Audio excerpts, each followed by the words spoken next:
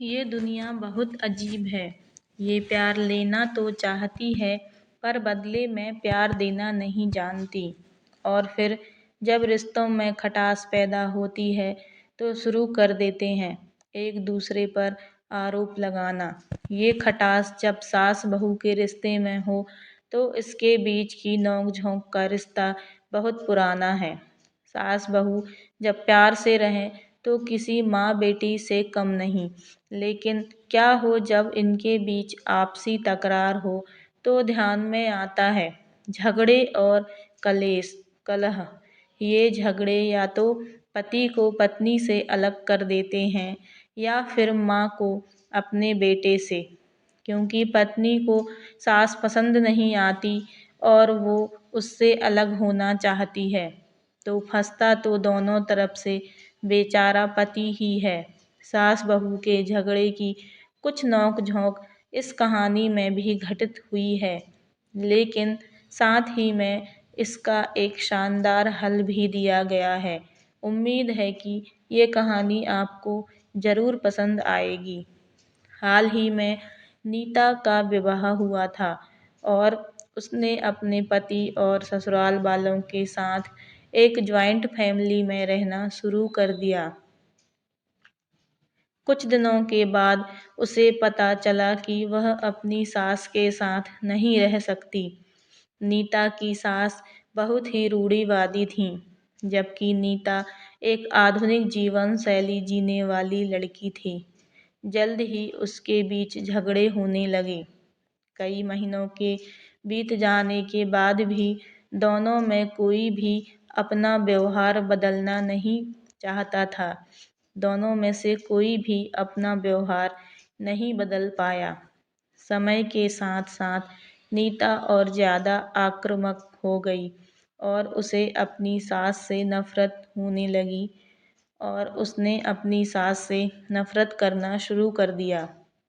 वह सोचने लगी कि कैसे अपनी सास से छुटकारा पाया जाए। एक बार हमेशा की तरह जब उसने अपनी सास से झगड़ा किया और उसके पति ने अपनी माँ का साइड लिया, तब नीता गुस्सा हो गई और अपने मायके चली गई।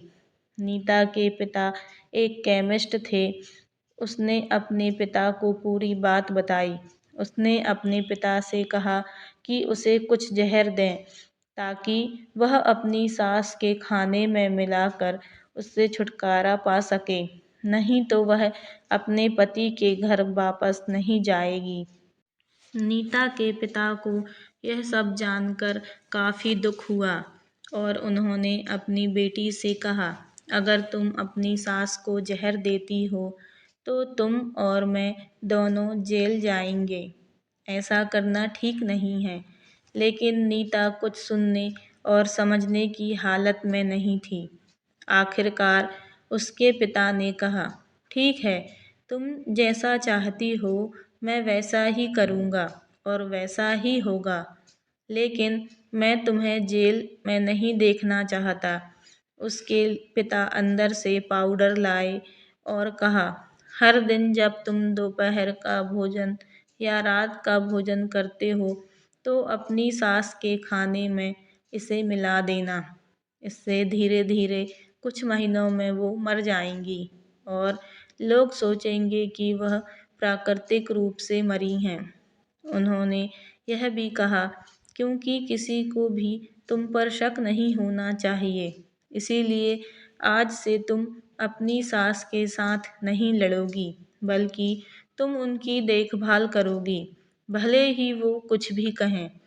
तुम गुस्से से बात नहीं करोगी और हमेशा शांत रहोगी। नीता सहमत हो गई और अपने ससुराल वापस खुशी-खुशी आ गई और अपने पिता की सलाह के अनुसार उसने अपनी सास के खाने में पाउडर मिक्स करना शुरू कर दिया और बड़े ही प्यार के साथ बात करना शुरू कर दिया। समय बीतने के साथ-साथ नीता की सास का नेचर भी बदलना शुरू हो गया, क्योंकि नीता अब अपनी सास की बहुत देखभाल करने लगी थी। इसीलिए उसकी सास भी उसके प्रति विनम्र होने लगी। और प्यार से बात करने लगी। 5 महीने बीत गए और नीता खाने में पाउडर मिक्स कर रही थी। लेकिन अब घर का वातावरण बदल गया। कोई झगड़े नहीं थे, दोनों एक दूसरे की तारीफ करते। अब ऐसा लगता था मानो दोनों का रिश्ता माँ और बेटी का रिश्ता हो गया हो। अब नीता को चिंता होने लगी कि पाउडर की वजह से उसकी सास जल्द ही मर सकती है। वह अपने पिता के घर पर गई और उसने कहा, पिताजी, कृपया मुझे उस जहरीले पाउडर के प्रभाव को ठीक करने के लिए इलाज बताइए। मैं अपनी सास को खोना नहीं चाहती।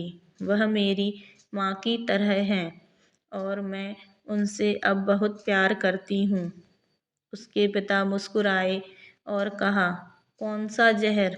मैंने तो तुम्हें बस एक स्वीटनर दिया था।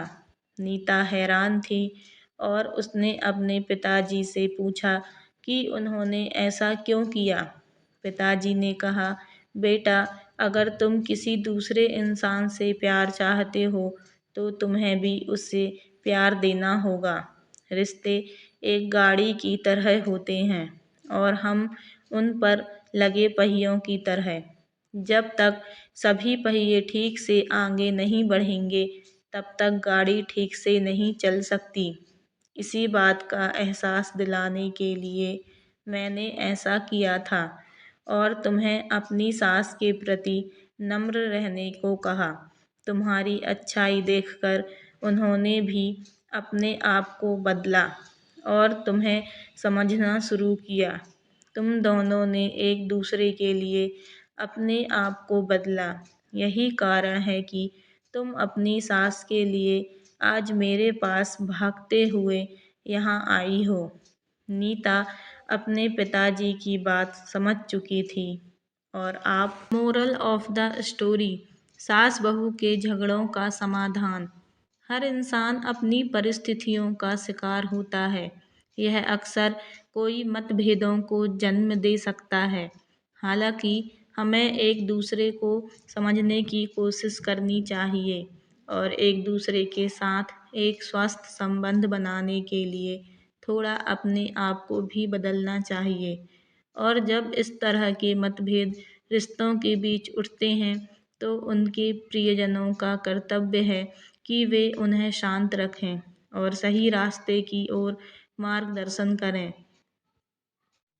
दोस्तों, अगर आपको हमारी कहानी पसंद आई हो तो प्लीज़ चैनल को सब्सक्राइब करें और बेल आइकन को प्रेस करें ताकि आपको कहानी से जुड़ी आगे की अपडेट समय पर मिलती रहे।